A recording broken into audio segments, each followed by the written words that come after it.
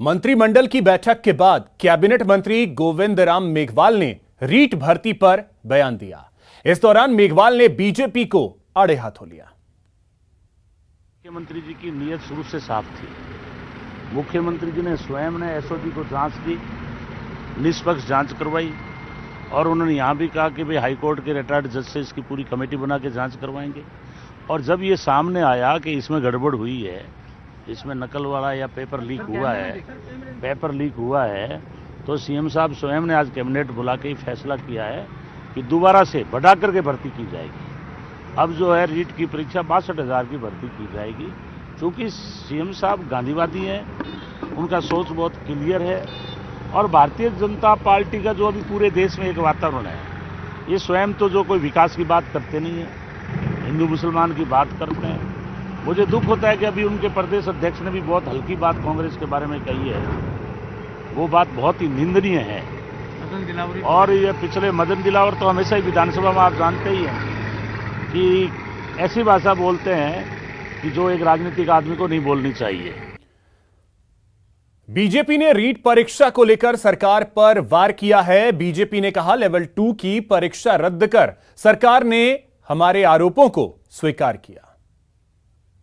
की परीक्षा लेवल 2 को रद्द करना, इसका मतलब राजस्थान सरकार ने, हमने जो आरोप हम लगातार लगा रहे थे, लगातार क्रमबद्ध तरीके से इस परीक्षा को लीक करने की बात हुई है और राजस्थान सरकार ने स्वीकार कर लिया और उसके आधार पर रद्द करने की बात है। हमारी मूल मांग थी कि आज जो लेवल 2 की परीक्षा जिन कारणों के कारण रद्द करने की बात पर सरकार सहमत हुई है, वो कारण आज भी विद्यमान है।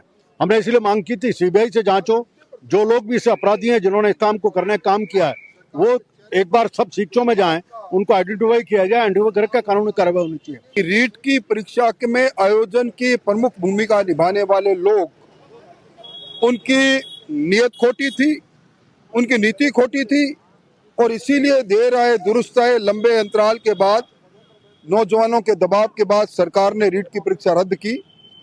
पर सवाल इस बात का है कि जिन लोगों ने रीट की परीक्षा की पवित्रता को भंग किया, जो राजीव गांधी स्टडी सर्किल से जुड़े हुए लोग, जिसके नेशनल कन्वीनर सुभाष गर्ग हैं, जिसके संरक्षक मुख्यमंत्री है, जब तक इन लोगों पर कार्रवाई नहीं होगी, सुभाष गर्ग को बर्खास्त नहीं किया जाएगा और मामला सीबीआई को नहीं सौंपा जाएगा, तब तक हमारी लड़ाई जारी रहेगी।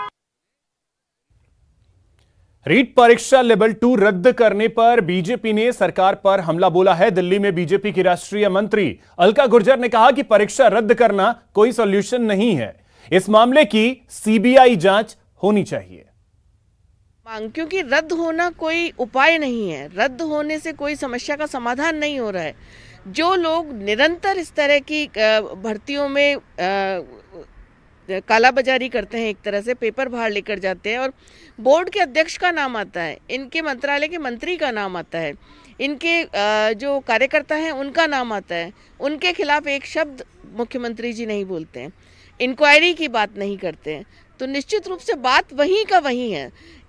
इसके बजाय जो युवा भर्तियों का इंतजार कर रहे हैं, उनके भर्ती को टालने का एक तरह से ये काम हो रहा है। भारतीय जनता पार्टी अपनी मांग पर अडिग है और इस मामले की सीबीआई जांच होनी चाहिए।